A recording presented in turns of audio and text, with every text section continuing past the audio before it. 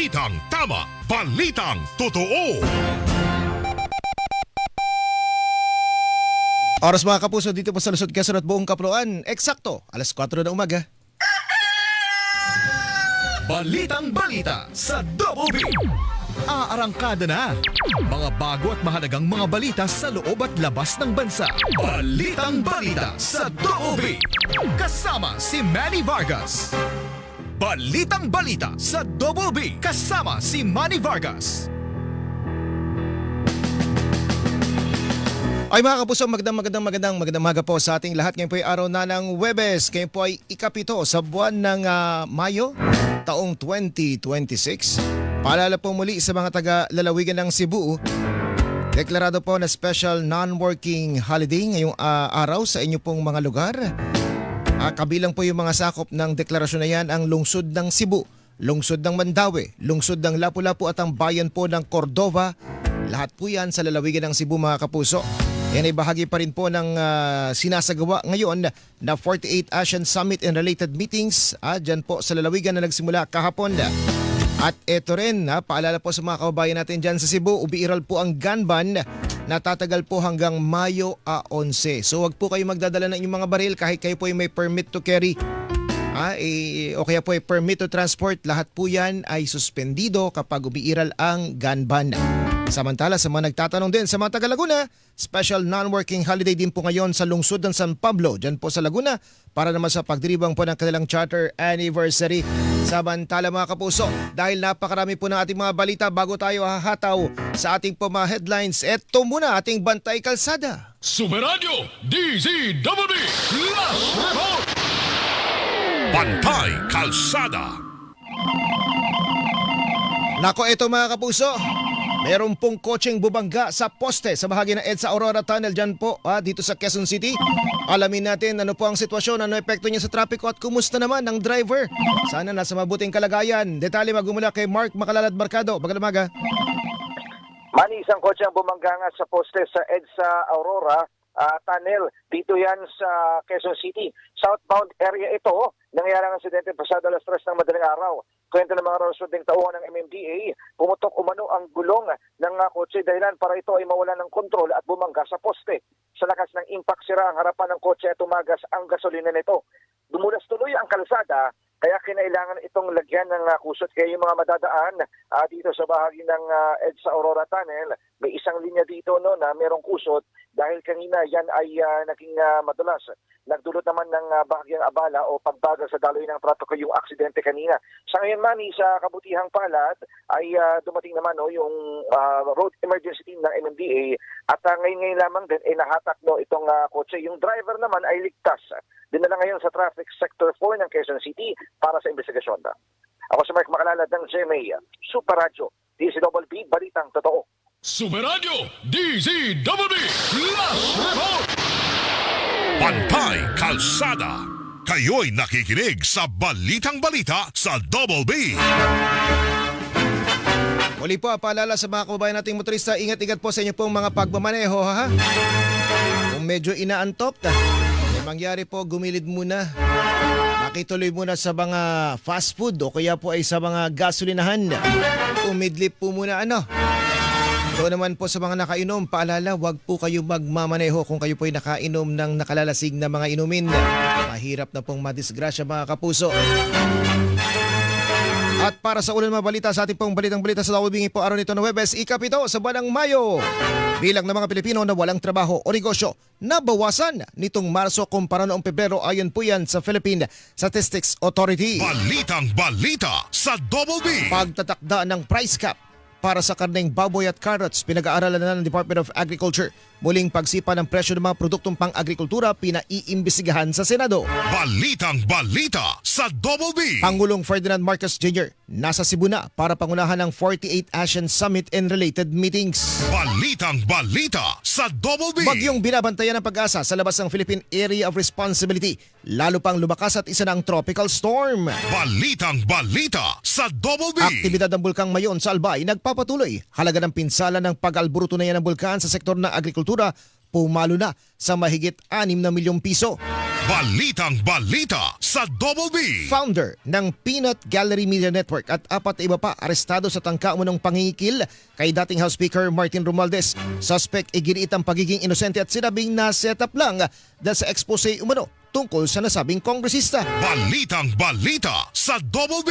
Magkakahiwalay na sunog sumiklab sa ilang lugar sa Metro Manila at Karatig Lalawigan. 3 individual patay, 8 iba pa sugatan po sa sunog sa Taguig. Balitang balita sa Double B. 2 babae arestado sa tangkang pagpasok na mahigit 56 million pesos na halaga ng illegal na droga sa NAIA Terminal 1. Balitang balita sa Double B. At driver na sangkot sa insidente ng panibagong gas and run dito sa Quezon City, sumuko na sa pulisya. Kayo'y nakikinig sa Balitang Balita sa Double B. Bantay Panahon! Bantay panahon muna tayo mga kapuso. Lumakas pa ang bagyong binabantayan ng Pag-asa sa labas ng Philippine Area of Responsibility. Huling namataan po ang sentro ng tropical storm na may international name na Hagupit sa layong 2,185 kilometers silangan ng northeastern Mindanao. Gumagalaw ito ng pakanluran sa bilis na 15 kilometro kada oras at taglay ang lakas ng hangin na 65 kilometers bawat oras at pagbugso na umaabot sa 80 kilometers kada oras.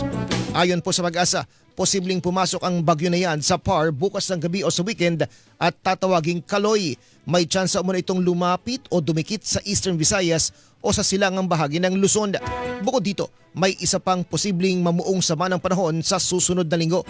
Samantala naman mga kapuso, ang low pressure area sa loob ng PAR ay huling namataan sa layong 305 kilometers silangan ng Hinatuan, Surigao del Sur. Mababa umano ang tsansa nitong maging bagyo pero patuloy na magpapaulan sa ilang bahagi ng bansa kabilang na sa Visayas at Mindanao, gayon din sa Bicol Region. Bantay Panahon! Kayo'y nakikinig sa Balitang Balita sa Double B. Samantala mga kapuso, bahagya pong nabawasan nitong Marso ang bilang ng mga Pilipinong walang trabaho o negosyo. Batay sa pinakabagong Labor Force Survey ng Philippine Statistics Authority, 2.58 milyong Pilipino ang unemployed noong Marso. Bahagya yang mas mababa kumpara sa 2.66 milyong Pilipino na walang trabaho noong buwan ng Pebrero. Sa kabila nito, bumaba ang bilang ng mga may trabaho sa halos 49.1 million nitong Marso mula sa 49.43 million noong Pebrero. Ayon sa PSA, ito ay dahil nabawasan din noong Marso ang bilang ng mga Pilipinong kabilang sa labor force o edad 15 pataas na may trabaho, naghahanap ng trabaho o naghihintay na matanggap sa trabaho. Naitala po ang bilang na yan sa 51.65 million na mas mababa sa lagpas 52 million na labor force population noong Pebrero. Kayo'y nakikinig sa Balitang Balita sa Double B. Pinag-aaralan na ng Department of Agriculture na irekomendang lagyan na rin ng price cap o limitasyon sa presyo ang karning baboy at carrots. Ayon po kay Agriculture Assistant Secretary Genevieve Guevara, bukod kasi umano sa tila may nagsasamantala, nais din ang kagawaran na maibsan ang epekto ng inflation sa bansa. As a way to tame yung inflation po natin is titignan po natin kung maglalagay tayo ng mga price cap sa mga major agri-commodities. Sa ngayon, balak umunong ipako ang presyo ng liempo sa halagang 380 pesos kada kilo mula naman sa kasulukuyang 410 hanggang 420 pesos bawat kilo. Ang medyo nakikitaan lang talaga natin ng pagtaas is yung pork, which is previously nasa 380, 370. Muli po ang tinig ni Agriculture Assistant Secretary Genevieve Guevara. Sa kabilang banda, balak ding ipako ang presyo ng carrot sa 100 pesos kada kilo. Kung sakali babala ng opisyal, walang pakiusapan na mangyayari at mahaharap sa parusa ang sinumang lalabag sa ipatutupad na price cap. Samantala, kumpiyansa rin ang kagawaran na malapit ng ilabas ang price cap sa imported na bigas. Matatanda ang noong Marso ay inoprobahan na ni Pangulong Marcos ang 50 pesos kada kilo na price cap sa imported na bigas pero hanggang ngayon ay hindi pa ito inilalabas ng Malacanang. Kayo'y nakikinig sa Balitang Balita sa Double B. Pinaiimbestigahan naman sa Senado ang muling pagsipa ng presyo ng mga produktong pang-agrikultura, partikular na ang presyo ng bigas. Sa pulong balitaan kahapon dyan po sa Kapihan sa Manila Bay, iginiit ni Senador Sherwin Gatchalian na chairman ng Senate Ways and Means Committee na walang dahilan para tumaas ang presyo ng bigas at iba pang produktong pang-agrikultura. Yan ay dahil sa Hulyo pa o sa susunod na anihan pa posibleng maramdaman ang epekto ng pagtaas ng presyo ng abono o fertilizer. Hinala ng senador may nagsasamantala sa presyuhan ng bigas at iba pang produkto kaya tumataas ang presyo ng mga ito. Bari umunong pangunahan ni Senate Committee on Agriculture Chairman Senador Francis Pangilinan ang investigasyon. Kayo'y nakikinig sa Balitang Balita sa Double B. Bantay Bulkan tayo mga kapuso. Patuloy po ang pagbagsak at pagdaloy ng lava mula sa bunganga ng Bulkang Mayon sa Albay. Bago mag alas 9 kagabi, namataan ang pag-agos ng lava sa silangang kanlurang bahagi ng bulkan, partikular na sa Miisi Gali. Ito na ang ika-121 magkakasunod na araw na nagpapamalas ng mataas na aktibidad ng Bulkang Mayon na nananatili sa Alert Level 3. Kayo'y nakikinig sa Balitang Balita sa Double B. Umaabot naman na sa mahigit 6.6 million pesos ang pinsala sa sektor ng agrikultura bunsod ng patuloy na pag-albruto ng Bulkang Mayon. Batay sa datos ng Albay Provincial Agricultural Office, pinakaapektado ang mga pananim na palay at high-value crops, partikular sa mga bayan ng Kamalig o Kamalig, Inubatan at Daraga. Nasa 87 magsasaka din umano ng palay ang direktang naapektuhan. Sa Kamalig, umabot sa mahigit 24 hektarya ng palay ang tuluyang nasira na nagkakahalaga ng mahigit 2.3 million pesos. Sa Ginubatan naman, 17 hektarya ang bahagyang napinsala na tinatayang nasa 295,000 pesos ang halaga. Samantala ay mas mataas din ang naitalang pinsala sa high-value crops na umabot ng mahigit 4 na milyong piso. Patuloy naman ang pagbabantay ng mga otoridad sa sitwasyon sa paligid ng bulkan. Super Radio DZBB Bantay Bulkan. Umaabot na sa 280,000 ang bilang ng mga individual na apektado ng pag-albruto ng Bulkang Mayon. Ayon kay Judy Castillo, tagapagsalita ng Office of Civil Defense, mula ang mga yan sa 156 na barangay sa iba't ibang lalawigan o iba't ibang bayan sa naturang lalawigan.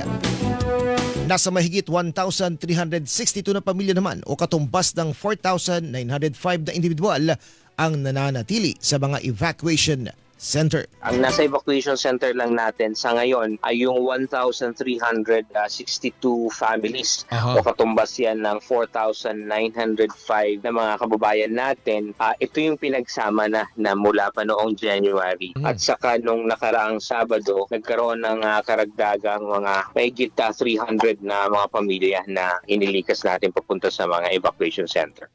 Sa ngayon, tiniyak ng OCD na tuloy-tuloy ang kanilang monitoring sa sitwasyon ng bulkan. Nagpapatuloy din ang kanilang pagresponde sa mga nangangailangan ng tulong.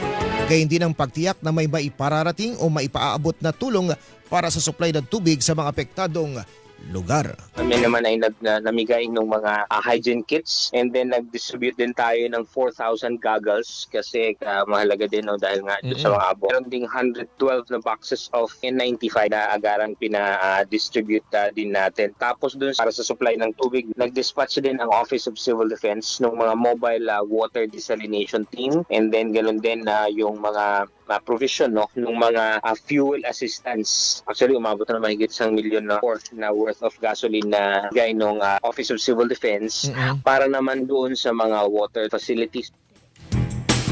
Muli po ang tinig ni Judy Castillo, tagapagsalita ng Office of Civil Defense. Super Radio DZBB Bantay Bulkan. Nagpalabas naman ang Department of Education ng 3.6 million pesos na emergency cleanup at clearing funds para sa 133 paaralang naapektuhan ng ashfall ng Bulkang Mayon sa Albay noong Sabado. Ayon po sa DepEd, nakahanda na ang nasa 850 all-weather learning kits, N95 face masks, hygiene supplies, printers, mga papel, disinfectants, alcohol, tissues at iba pang classroom materials para sa mga apektadong eskwelahan. Naglaan din po ang kagawaran ng virtual learning at teaching kits na nagkakalaga naman ng 20,000 piso sa bawat eskwelahan sa tulong na rin ng mga partner organization. Tinitiyak ni DepEd Secretary Sani Angara na magpapatuloy ang pag-aaral ng mga estudyante sa pamagitan ng alternative delivery modes, gayon din sa deployment ng self-learning materials at emergency learning kits para sa mga apektadong mag-aaral. Super Radio DZBB Bantay Bulkan. Kayo'y nakikinig sa Balitang Balita sa Double B. Pinag-aaralan na ng Energy Regulatory Commission ang mga inihaing petisyon para alisin ang mandatory charges sa bill ng kuryente. Ayon kay Attorney Francis Juan, chairperson ng ERC, kabilang sa mga petisyon ng pagpapahinto ng pangongolekta ng FEED-all o yung Feed-in Tariff Allowance at ang GEA-all o ang Green Energy Auction Allowance. Tinitingnan na umano nila kung maring ihinto ang pangongolekta ng mga ito at ituloy na lamang kung matapos na ang krisis. Yung kalkulasyon kasi nitong mga taripang ito ay nakabase doon sa forecast kung magkano yung kakailanganin na halaga upang mabayaran naman yung mga renewable energy companies. Samantala, bukod sa suspensyon ng pagpuputol ng kuryente sa mga bigong makapagbayad ng bill mula Mayo hanggang Hulyo, hindi rin agad maaring magtaas ang mga distribution utility ng generation charge at dapat abisuhan ng ERC kaugnay rito.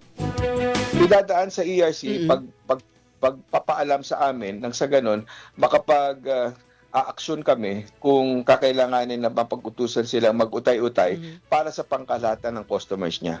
Muli pantinig ni Attorney Francis Juan, chairperson ng Energy Regulatory Commission.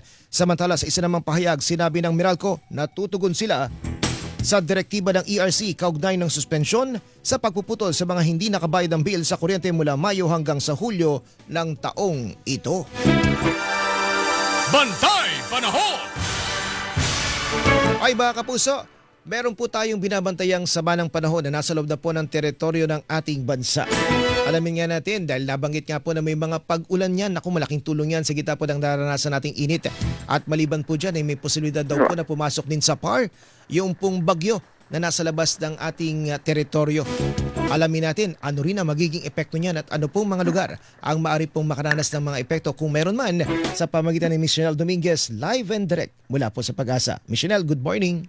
Magandang umaga din po sa inyo, Sir Manny. Magandang umaga din po sa ating mga taga-subaybay para po sa ating weather update. Unahin po muna natin yung dalawa nating weather disturbances na binabantayan.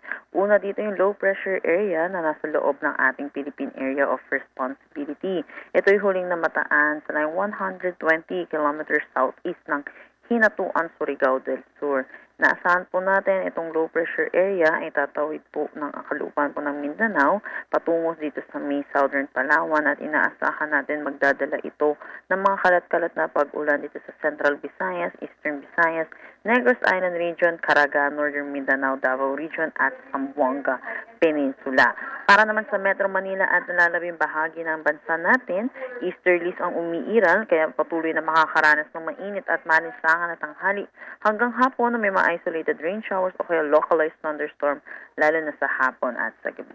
Para naman sa ating dito po sa Bagyo, the tropical storm category na may international name na Hagupit, ito po nakikita natin, huling nakita natin 2015 kilometers east ng northeastern Mindanao. Inaasahan po natin, papasok po ito ng ating Philippine Area of Responsibility by weekend at inaasahan din po natin yung weakening trend po niya habang nasa loob ng ating PAR, pero hindi rin natin inaalis yung posibilidad na ito yung magdala rin ng mga pag-ulan lalo na sa eastern section ng ating bansa.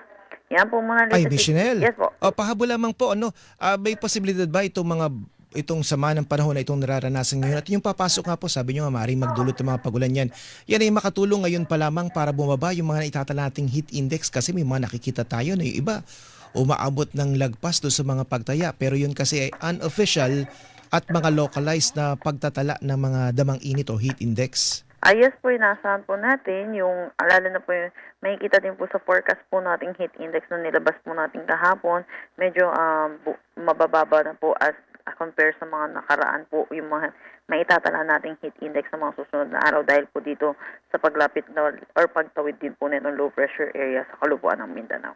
Ayun. Miss Chanel, muli maraming salamat sa inyo sa Pag-asa. Yes po, maraming salamat din po. Magandang umaga. Mga kapuso, sa binibining Chanel Dominguez, weather specialist po ng Pag-asa. Bantay Panahon! Kayo'y nakikinig sa Balitang Balita sa Double B. Sa oras ating alas 4:19 ng umaga, naibalik na sa PhilHealth ang 60 billion pesos mula sa National Treasury alinsunod sa direktiba ni Pangulong Ferdinand Marcos Jr. Ayon po sa PhilHealth, ang hakbang na ito ay malinaw na pahayag ng tiwala ng Pangulo na matutugunan ng kanilang mandato na maging katuwang ng bawat Pilipino sa pangangailangang pangkalusugan. Kinilala rin ng PhilHealth ang mahalagang papel ng Department of Finance agarang pagre-remit ng nasabing halaga sa PhilHealth. Pinagtibay po ng PhilHealth ang pangako na pangangalagaan ang tiwalang ipinagkaloob ng Pangulo at ng taong bayan sa ahensya upang pagusayin ang serbisyong pangkalusugan para sa bawat Pilipino. Nauna na nga pong iniutos ng Korte Suprema na ibalik ang 60 billion pesos na pondo ng PhilHealth na bahagi ng hindi nagamit noon na pondo ng nasabing ahensya. Kayo'y nakikinig sa Balitang Balita sa Double B. Nakarating na si Pangulong Ferdinand Marcos Jr. sa Cebu para sa ASEAN o Association of Southeast Asian Nations Summit ngayong linggo. Pasado alas 9 kagabi nang lumapag ang Pangulo sa Mactan Benito Ebuen Air Base. Nauna nang sinabi ng Pangulo na isa sa mga tatalakayin sa ASEAN Summit ang epekto ng giyera sa gitnang silangan. Kabilang anya sa prioridad ng Pilipinas bilang chair ng ASEAN ngayong taon ang pagpapatupad ng Memorandum of Understanding para sa isang ASEAN Power Grid. Itinutulak din ang pagpapalakas ng food security sa rehiyon, pagsuporta sa mga magsasaka at mga maliliit na negosyo. Samantala, lahat naman ng heads of state ng mga bansang miyembro ng ASEAN ay dadalo sa ASEAN Summit 2026 sa Cebu, maliban na lamang sa leader ng Myanmar. Sa halip ay kakatawanin siya ng Permanent Secretary ng Myanmar Ministry of Foreign Affairs at leader ng kanilang senior officials meeting. Nabatid na kabilang nga sa mga bansang miyembro ng ASEAN ay ang Pilipinas, Myanmar, Brunei, Cambodia, Indonesia, Laos, Malaysia, Singapore, Thailand, Timor-Leste at Vietnam. Kayo'y nakikinig sa Balitang Balita sa Double B. Mga kapuso, muli po, paalala po ang pag-iingat sa ating lahat hanggat maaari. Ano po? Kasama na dyan ang paglilinis ng ating kapaligiran para maiwasan po yung mga natutuyong mga bagay na maaari pong pagmulan ng sunog. Dahil nakakalungkot na balita po ito, magkakahiwalay na sunog ang sumiklab sa ilang lugar dito sa Metro Manila at Karatig Lalawigan kahapon. Sa Barangay New Lower Bicutan sa Taguig City, 3 individual lang nasawi habang 8 iba pa ang sugatan sa sunog na sumiklab sa isang residential area. Umabot sa unang alarma ang sunog na sumiklab pasado alas 4 ng hapon at naapula pasado alas 6 kagabi. Sa Barangay Bagong Bayan sa lungsod pa rin po ng Taguig, idineklarang fire under control ang sunog na nagsimula pasado alas 9 kagabi na umabot ng ikatlong alarma. Nasunog din po ang bahagi ng isang residential area sa Barangay Manggahan, Lawin, Kawit, Cavite. Patuloy naman ang investigasyon ng mga otoridad sa sanhi ng apoy at halaga ng pinsala sa mga ari-arian. Samantala po hanggang alas 2:36 naman ng madaling araw ngayon ay nagpapatuloy ang sunog sa Barangay San Antonio sa Parañaque City na nakataas sa Task Force Alpha. Kayo'y nakikinig sa Balitang Balita sa Double B. Sa iba pang mga balita mga kapuso, arestado ang 2 individual ng maharang na mga otoridad ang tangkang pagpapalusot ng mahigit 56 billion pesos na halaga ng iligal na droga sa Ninoy Aquino International Airport Terminal 1 kahapon. Sa operasyon ng Bureau of Customs, nadakip ang 2 paserong Pilipina na dumating mula Cambodia. Nakuha sa kanila ang tinatayang 8,324 grams ng white crystalline substance na pinaniniwala ang shabu na inilagay sa mga improvised pouch na gawa po sa carbon paper at packaging tape. Itinago umano ang mga ito kasama ng mga produktong kape at iba pang gamit na inilagay sa 2 bagahe. Mahaharap sa kaukulang kaso ang 2 suspek habang ibinigay na o ibibigay naman sa PDEA ang nakumpiskang iligal na droga. Kayo'y nakikinig sa Balitang Balita sa Double B. Sumuko na sa pulisya ang isang 38 anyos na driver na tinakasan ng isang gasolinahan sa Barangay Bahay Toros sa lungsod Quezon. Pasado alas 10 kagabi na dumating sa Quezon City Police District Station ang suspects sa insidente ng gas and run. Sa presinto rin umano nagharap ang 20 taong gulang na pump attendant at ang lalaki na todo hingi ng tawad matapos hindi niya bayaran ang pinakargang langis na nagkakalaga ng 1,500 pesos. Sinabi ng driver na nataranta siya dahil sa pagmamadali, lalo't may sakit umano ang kanyang kambal na anak. Kinumbinsi umano siya ng kanyang asawa na sumuko na lamang at harapin ang krimen. Inihayag naman ng pump attendant na tuloy ang pagsampa ng reklamo laban sa driver dahil sa inabot niya umanong trauma dulot ng insidente. Gayunman, nagpasalamat pa rin siya sa mga pulis na nag-ambagan bilang tulong sa kanya. Reklamong estafa ang isasampa sa suspect na driver. Kayo'y nakikinig sa Balitang Balita sa Double B. Mga kapuso, marami pa po mga balita ang ating papasadahan pero syempre ilan muna mga paalala. Oras po natin ay alas 4:24. Balitang Balita sa Double B kasama si Manny Vargas.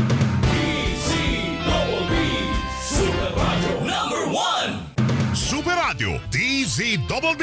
Balitang Totoo. Mercury Drug, gising 24 oras sa mga piling lugar. Mercury Drug, tumutulong para sa kalusugan ng bayan. Para sa iba pang impormasyon ng kanilang serbisyo, bisitahin ang website www.mercurydrug.com. Nangunguna sa Mega Manila ang GMA Radio sa buwan ng Marso ayon sa AGB Nielsen Media Research. Number 1 sa AM station ang Super Radio DZBB 594 na nakakuha ng 56.3% audience share. Number 1 sa FM station ang Barangay LS 97.1 na nakakuha ng 54.9% audience share. Damang-dama namin ang init ng inyong pagmamahal, mga kapuso at kabarangay. Maraming salamat po dahil kami pa rin ang numero 1 sa inyong puso. Super Radio DZBB at Barangay LS 97.1 GMA Radio Number 1.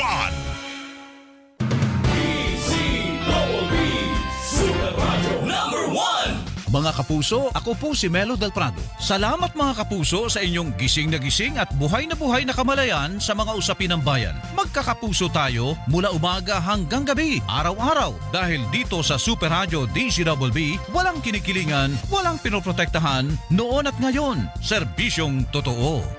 DZBB, Super Radio Number 1! Dito sa GMA, naniniwala kami na ang nagbabalita dapat walang kinikilingan, walang mga interes na pinoprotektahan, walang pinapangalagaan, kundi kapakanan ng sambayanan at katotohanan. Balitang walang bahid, walang labis, walang kulay. Serbisyong totoo lang. DZBB, Super Radio Number 1! Super Radio DZBB, balitang tama, balitang totoo. Balitang balita sa Double B kasama si Manny Vargas. Balik po tayo sa ating balitaan mga kapuso. Oras po natin dito sa lungsod Quezon at buong Kapuluan, alas 4:27 po ng umaga. Para po sa mga nag-aabang ng oras, may pasok pa rin po ngayon at paalala po, araw pa lamang ng Huwebes, may pasok pa rin po ang maraming tanggapan ng gobyerno dahil patuloy na pinairal yung tinatawag na 4-day work week mga kapuso. Bukas po sila walang pasok o work from home sila. Hindi po nasa mga opisina ang karamihan ng mga manggagawa. Ano po paalala lang yan. At syempre dahil mainit pa rin ang panahon, inom po tayo ng tubig. Balita muna sa ibayong dagat, 8 individual ang nasawi sa sunog na sumiklab sa isang shopping center sa Tehran sa Iran. Sa laki ng sunog, kita umano sa ilang video ang nahuhulog na baga mula sa nasunog na gusali. Inaalam pa ng otoridad kung ano ang sanhi ng sumiklab na apoy. Kayo'y nakikinig sa Balitang Balita sa Double B. Mga balita naman po sa mga lalawigan mga kapuso, aabot na sa 3.7 million pesos na halaga ng mga hinihinalang puslit na produktong petrolyo ang nasabat ng PNP-CIDG sa katubigang sakop ng Corcuera, Romblon. Ayon kay PNP-CIDG Director Police Major General Robert Morico II, 3 individual ang naaresto sa operasyon na huli sa aktong ibinabiyahe sa bangka ang mga produktong petrolyo at mga tangke ng LPG nang walang kaukulang license to operate, permit at pahintulot mula sa Department of Energy. Nabigo rin umano ang mga suspect na magpakita ng authorization mula sa mga kumpanya ng LPG brand para payagan silang makapag-refill ng mga tangke. Aabot sa 153 tangke ng LPG, 145 container ng gasolina at 2 bangka ang gamit sa pagbiyahe ng mga petrolyo na nasabat ng mga otoridad. Ayon kay Morico, mahigpit ay pinagbabawal sa ilalim ng batas pambansa bilang 33 ang pagbebenta at distribusyon ng mga produktong petrolyo na walang lisensya o pahintulot mula sa mga kinaukulang ahensya ng gobyerno. Kayo'y nakikinig sa Balitang Balita sa Double B. Issue pa rin po ng petrolyo mga kapuso, bistado ng mga otoridad ang illegal na LPG refilling station sa Rodriguez, Rizal.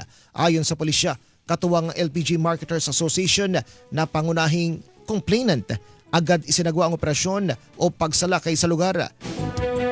Tumambad sa mga otoridad ang iba't ibang LPG cylinders at refilling equipment na tinatayang aabot sa mahigit 8 milyong piso ang halaga. Base sa investigasyon, matagal na umanong may operasyon sa lugar bagaman hindi matukoy kung sino ang may-ari nito. Nasa kustodiya na ng mga otoridad ang mga tauhan na naabutan sa lugar.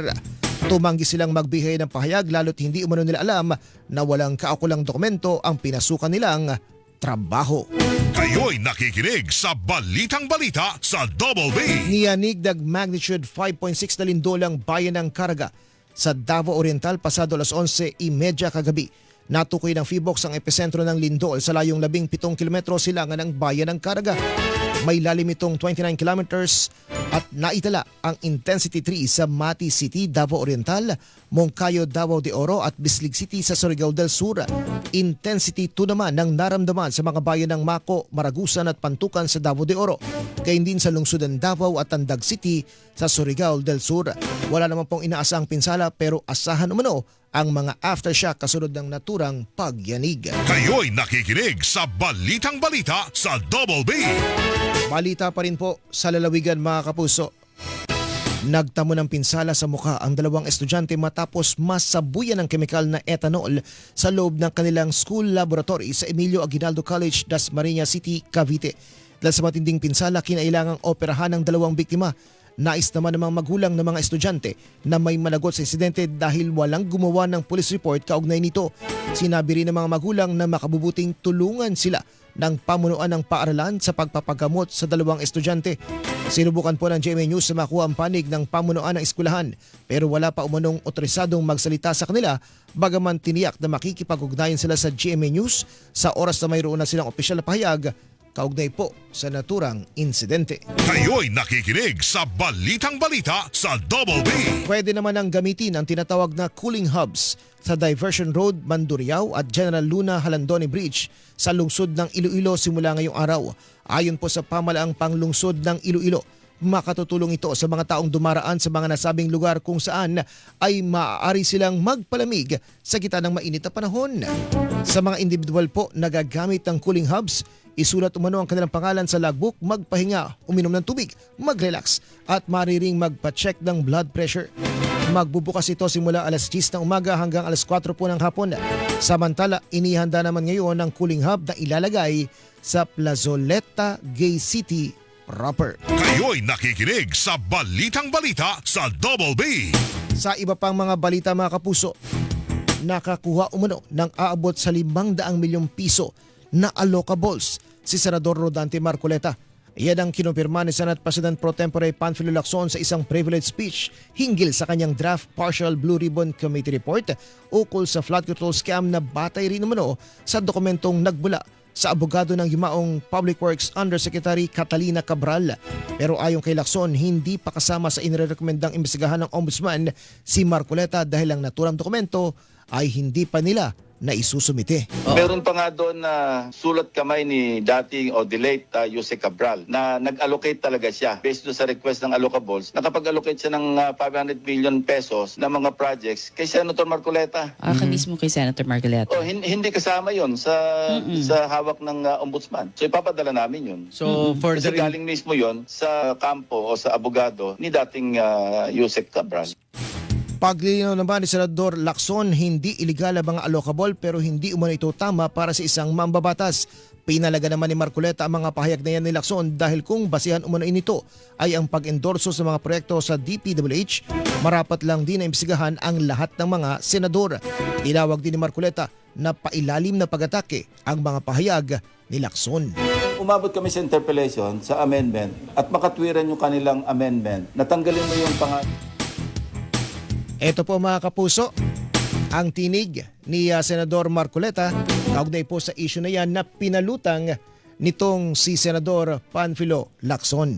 Kung ang pag-endorso ng mga proyekto sa DPWH ay basihan ni Senator Lacson ng pagpapaimbestiga sa akin, hindi ba't halos dapat ng mga senador ay imbestigahan na rin? Talaga namang pilit na isinasama ako sa kanyang naratibo. Masyadong halata naman ito, Ginoong Pangulo. Ako na ngayon ang pinagtutuunan niya ng pansin. Dahil ba sa ako lamang ang nagsasabi sa kanya na gawin niya dapat ang trabaho niya?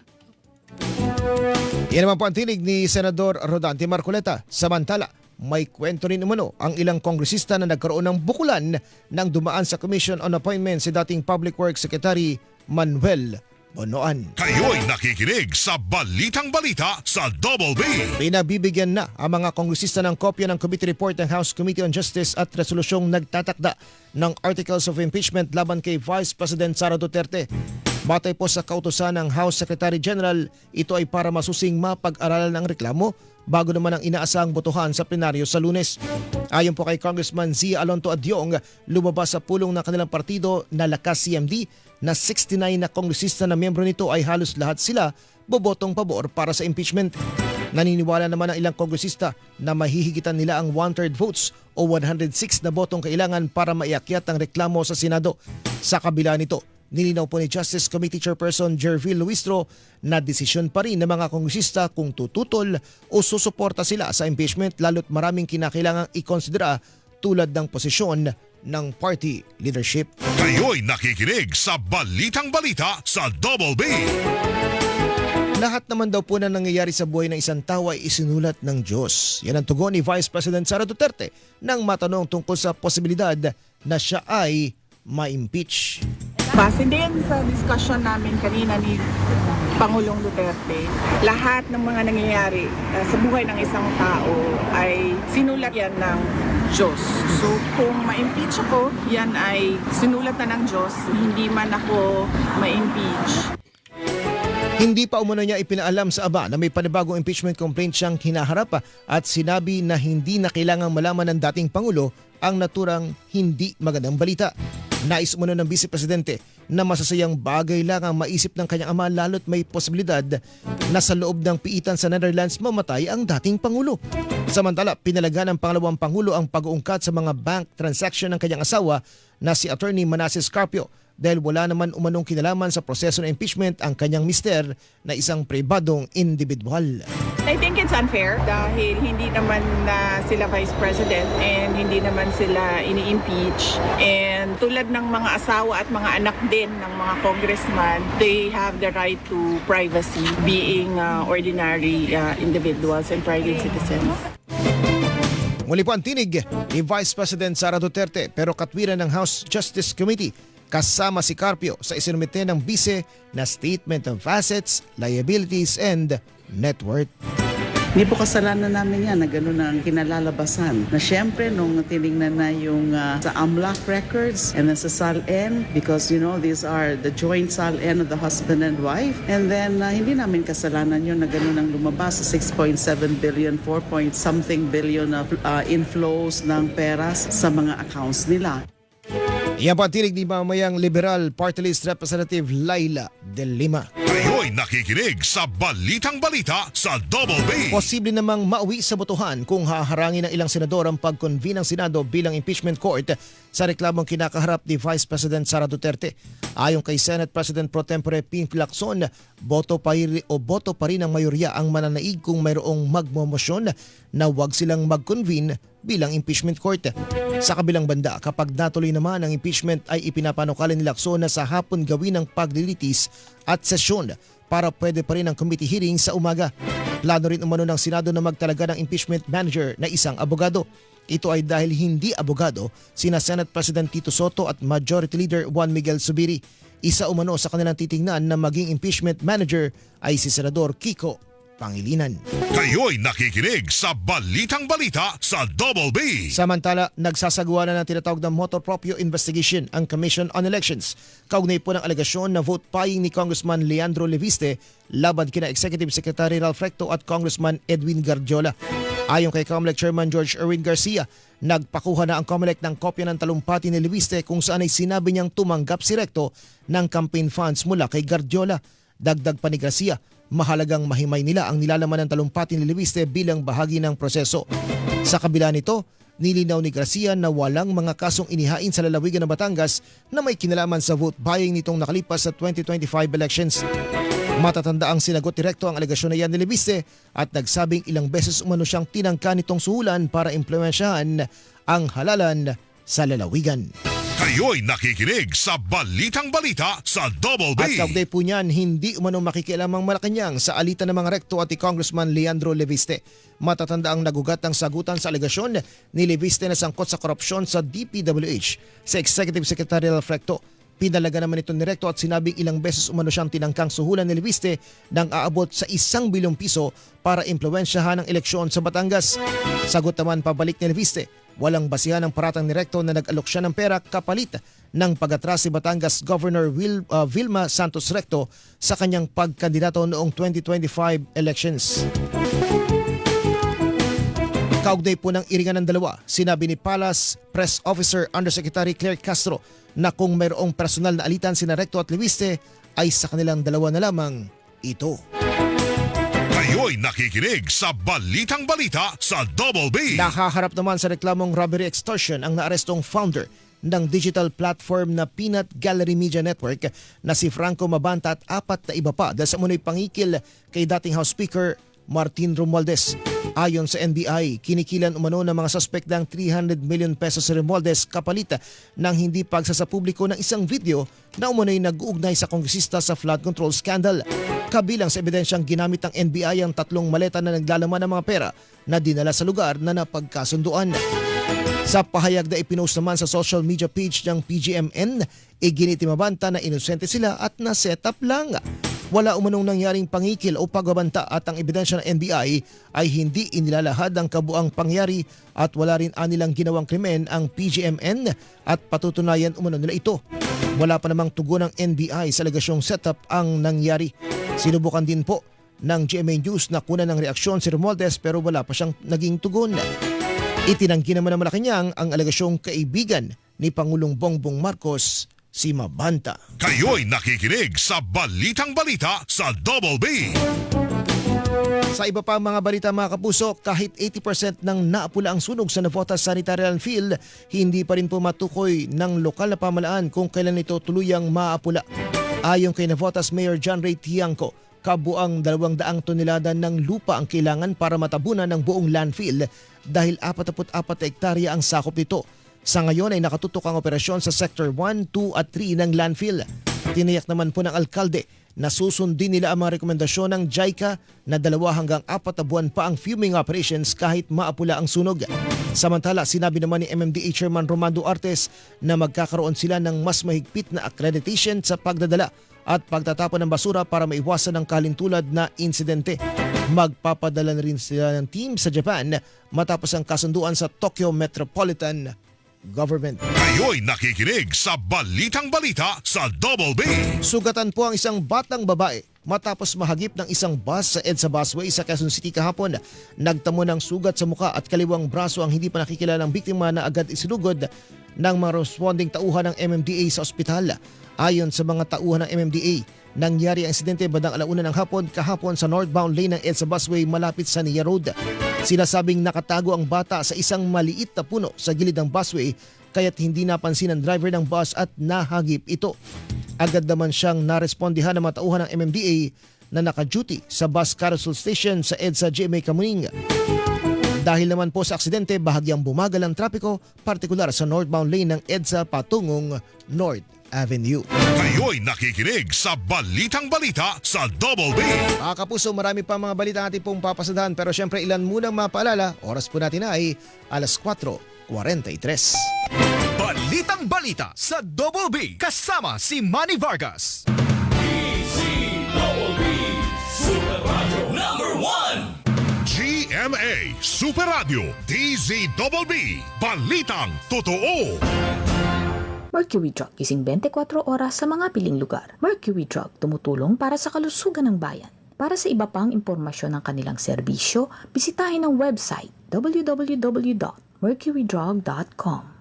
Sa ika-8 pagkakataon, kinilala ang Super Radio DZBB bilang AM Radio Station of the Year sa Platinum Stallion Media Awards ng Trinity University of Asia. Muling pagkilala ito sa mahalagang papel ng Super Radio DZBB sa pagbibigay ng tama at napapanahong impormasyon sa publiko, sa mga estudyante, alumni at mga guro ng Trinity University of Asia. Maraming salamat po sa karangalang ito. Mga kapuso, alay namin ito sa inyo. Nangunguna sa Mega Manila ang GMA Radio sa buwan ng Marso ayon sa AGB Nielsen Media Research. Number 1 sa AM station ang Super Radio DZBB 594 na nakakuha ng 56.3% audience share. Number 1 sa FM station ang Barangay LS 97.1 na nakakuha ng 54.9% audience share. Damang-dama namin ang init ng inyong pagmamahal, mga kapuso at kabarangay. Maraming salamat po dahil kami pa rin ang numero 1 sa inyong puso.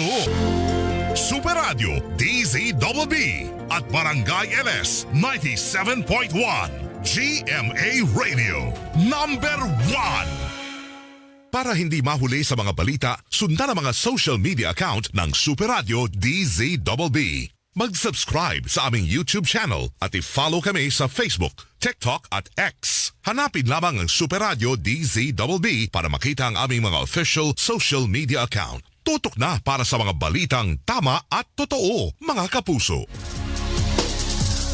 Muling kinilala sa Philippine Heart Association Media Awards ang programang Pinoy MD sa Super Radio DZBB. Natanggap ni Connie Season ang Hall of Fame Award. Ang Pinoy MD sa Super Radio DZBB naman ang pinarangalan sa program category. Tinanggap naman ni Makay Quadra ang parangal para sa behind the scene category. Maraming salamat po sa pagpapahalaga sa aming serbisyo, mga kapuso. Taus-puso po ang aming pasasalamat sa muling pagkilala ng People Management Association of the Philippines sa Super Radio DZBB sa 13th Makatao Awards for Media Excellence. Ginawaran ng special citation ang Super Radio DZBB bilang Station of the Year. Kinilala naman si Joel Reyes-Obel bilang Best Radio News Program Host at Best Radio Public Affairs Program Host. Itinanghal naman bilang Best News Public Affairs Program ang Saksi sa Double B. Para sa inyo ito, mga kapuso. DZBB Super Radio number 1. GMA Super Radio DZBB. Balitang tama, balitang totoo. Balitang balita sa Double B kasama si Manny Vargas. Ay, magandang umaga po muli sa mga kapuso natin. 4:46 na po ng umaga. Kumusta muna kay Brenda Espeleta? Magandang umaga at kay Lee Kiambao o Lee Andrew Kiambao. Good morning. Sa mga taga-Antipolo Rizal, si Divine Kapalad. Good morning. Kuyang Nelson, magandang umaga. Jerry Raon, magandang umaga rin. Mula sa San Jose del Monte, Bulacan, Muson proper. Ayan, si Mang Romeo, good morning din. Edna Legaspina, good morning. Uy, Mauro John, magandang umaga sa iyo. Si Boy Marcelo, sabi niya, ingat-ingat ha. Yung sunog, oo nga, nakakalungkot. 4 na sunog, tapos may patay. At ngayon, ongoing pa po yung sunog dyan sa bahagi ng Parañaque. Jerry Cornista, magandang umaga rin. Kay Bobby Orozco, magandang umaga, Kuyang. Si Rosalita Mares, magandang umaga. Si Alvin Jimenez, magandang umaga. Sana kayang sabihin ng lakas ito na may conviction. Diba? Hindi yung pabalat bunga lang. Yung sinabi ni Alvin Jimenez na magandang umaga, Pilipinas kong mahal. Ayan na, talagang mahal sana. Ano? Rosauro Molina, magandang umaga sa iyo. Oy, kumusta muna sa mga taga QPHS Batch 78? Meron daw silang 48 alumni homecoming ngayong May 24. Ayan ha. Joven Nilyama, magandang umaga rin. At syempre sa mga kapuso natin, si Letta Casaw, magandang umaga. Uy, Nikki, good morning. Kay Eduardo De Leon, magandang umaga rin. Kay Esther Anandia. Sino pa ba? Ay, Ma'am Luz, good morning. Nalam, good morning. Okay ang pangalan mo ah. Marlene Abutin, magandang umaga. Meron daw siya napansin doon sa nakuha nilang bill kahapon nila. Bakit daw magkakaiba ang rate ng kilowatts per household? Ay, naman po. Depende kasi sa konsumo niyan. Iba yung konsumo ng kapitbahay nyo, iba yung konsumo nyo. Tama pagkakaintindi ko. Di ba, Ma'am Antonina? Good morning. Sino pa ba mga kapuso na? Si Reggie Soriano. Yan, pa-shoutout daw po sa mga driver ng bus, especially mga taga P2P sa Clark Trinoma. At si Juanito Pareñas Jr. Good morning mga kapuso. Ayan na. Tita Aruta, good morning po mula sa Rodriguez Rizal. O mga kapuso, umaabot na raw po sa 21.4 million na mahihirap na pamilyang Pilipino ang pinakapektado nitong inflation rate na umabot na ng 7.2% mga kapuso. Grabe ang taas. Yan po ay kumakatawan sa bilis po ng pagmahal, bilis po ng paggalaw ng presyo ng mga bilihin at ng mga serbisyo. Ang masakit niyan mga kapuso, sabi ng Ibon Foundation, limitado naman yung tulong na ipagkakaloob po ng administrasyon sa mga mahihirap. Sa katunayan, nasa 1.1 milyong driver lang umano ang pinagkalooban ng tulong. Ang giit ng grupo, dapat nang alisin ang value-added tax at excise tax sa mga produktong petrolyo, kontrolin ang presyo ng langis at magdeklara ng price freeze sa mga pangunahing bilihin. Yan pong isyong yan mga kapuso, partikular na doon po sa mga pangunahing bilihin, ang siya pong tinututukan ngayon ng Department of Agriculture. Ayon sa kanila, tinitingnan nga po nila yung pagkaroon ng price cap at sa karning baboy at carrots. As a way to tame yung inflation po natin is titignan po natin kung maglalagay tayo ng mga price cap sa mga major agri-commodities. Yan po ang tinig ni Agriculture Assistant Secretary Genevieve Guevara. Kasi naman po mga kapuso, di ba, nabanggit na nakaraan sa mga panayam, narinig din po natin sa mismo mga kababayan natin. At baka sa mga kapitbahay nyo o kayo mismo ang nagsasabi, okay lang na hindi lumaki ng husto ang sweldo, pero baka pwede namang ibaba ang presyo ng mga bilihin, lalo na ang pagkain. Kasi nga naman, dadagdagan ka nga ng kapiraso, di ba? Sa iyong sweldo. Tataas naman ang presyo ng bilihin, ay wala. Gutom ka pa rin. Isa po sa pinakamahirap na makita ng isang magulang na nagrereklamo ang mga anak nila at sinasabing gutom kami. Kita sa TV. Pag-aaralin ng mga anak nila, pero hindi po matustusan yung pangangailangan. O di ba? Napakahirap naman yan. Habang ang ilan, lalo na yung mga sangkot sa katiwalaan, nakakabili ng mga mamahaling sasakyan, pero yung mga ordinaryong mamayan nagtitiis. Sabi nga nila yung middle class is the new poor. Ay nako, nakakalungkot. At ito dapat din talagang maimbestigahan mga kapuso. Bakit nga naman may mga pagtaas na sa mga presyo? Dapat malaman bakit nagkakaroon ng paggalaw, bakit nagmamahal ang presyo ng mga bilihin na yan. Ibisigan natin, lumabas yung mga taong may kinalaman dito at kung kailangan parusahan, i-recommend ang Senado na parusahan. Nagagawa rin kami ng mga batas para hindi naman. Tuloy-tuloy yun. Naintindihan ko yung sentimento ng ating mga kababayan. Pero hindi rin natin pwedeng palampasin na wala tayong gagawin, lalo na kung nakikita natin na merong umaabuso dito sa sitwasyon natin. Dahil dapat hindi ito nagtataas ang presyo ng bigas, pero tumataas siya. Ay mga kapuso, tinig po yan ni Senador Sherwin Gatchalian.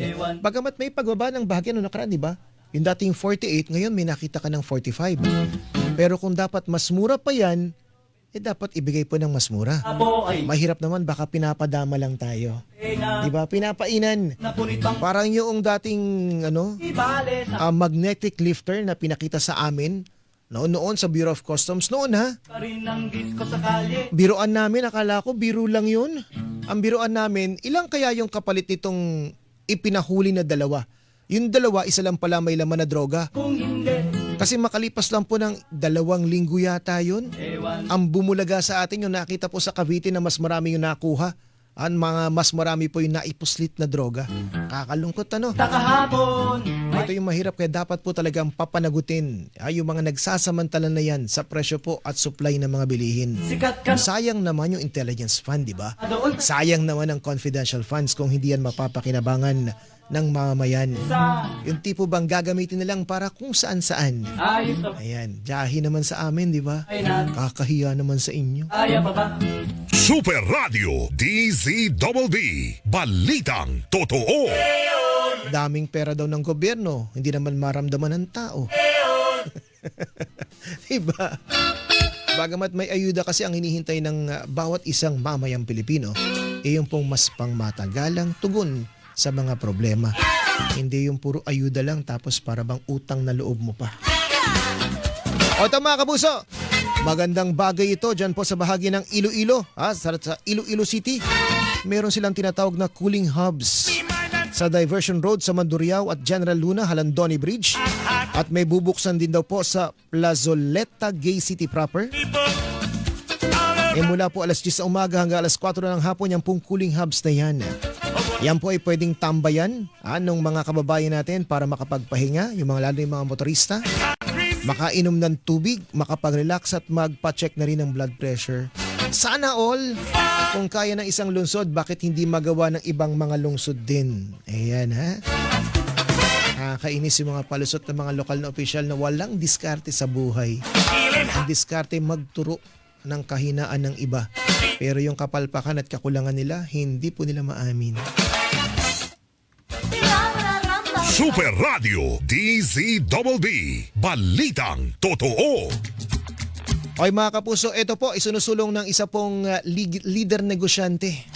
Si Dr. Cecilio Pedro, dati pong Pangulo ng Federation of Filipino-Chinese Chamber of Commerce and Industry, na dapat raw po ikonsidera ng seryoso ng ating pamahalaan ng paggamit po ng nuclear energy.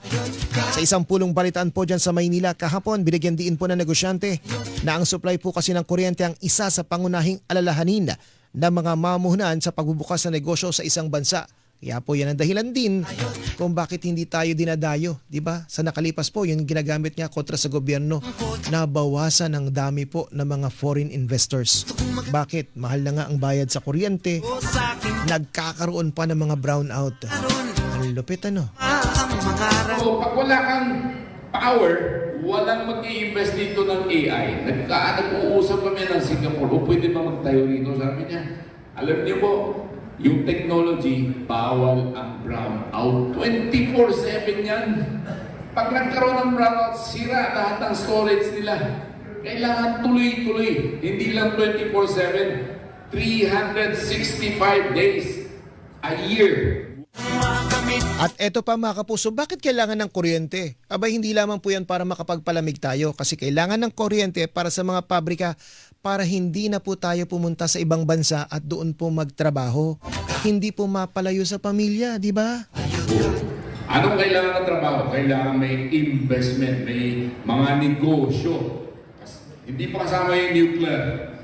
May negosyo for us to generate employment. Para sa akin, yan ang critical. Pag walang employment, kawawa ang Pilipino kung saan-saan pumupunta at na-abuse ng mga ibang bayan.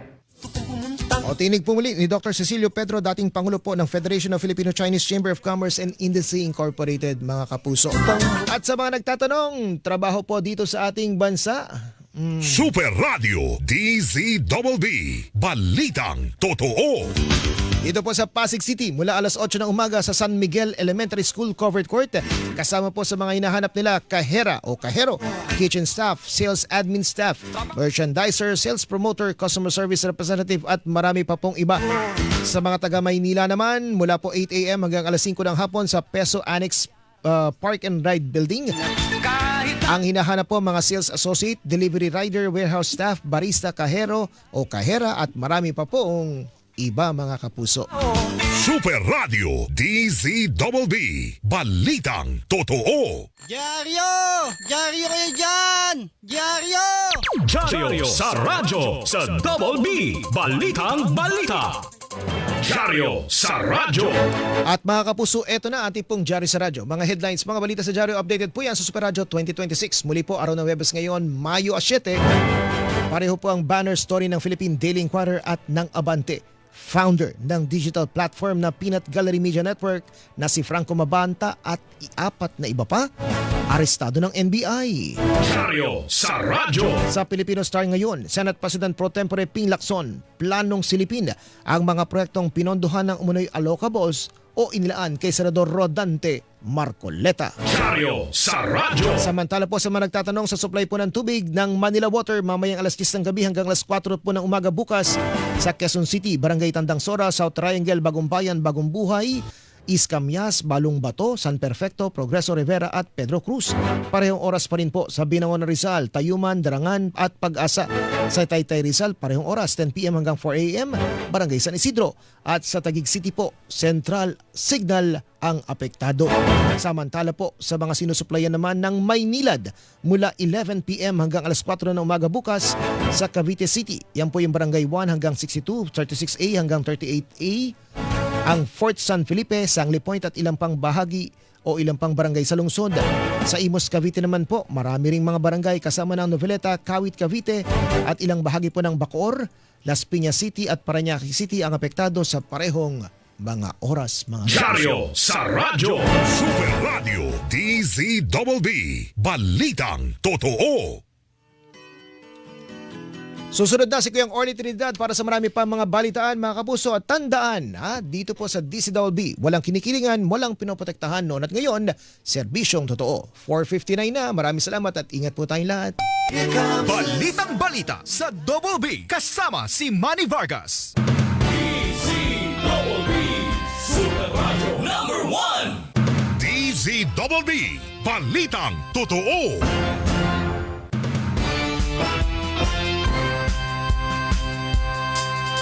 Tapat sa balita. yan ang aming panata.